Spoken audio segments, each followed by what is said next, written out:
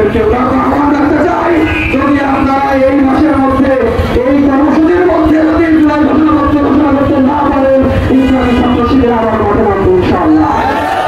যদি আপনারা ব্যর্থ হন, তাহলে ইসলামী ছাত্র শিবির কিভাবে দাবি আদায় করতে জানে, কিভাবে দাবি আদায় করতে হয় সেটা ছাত্র শিবির জানে। সম্মানিত উপস্থিতি, আমি একটা কথা বলতে চাই, আজকে আমাদের শহীদ কর্মকর্তাকারী ভাইয়েরা এখনো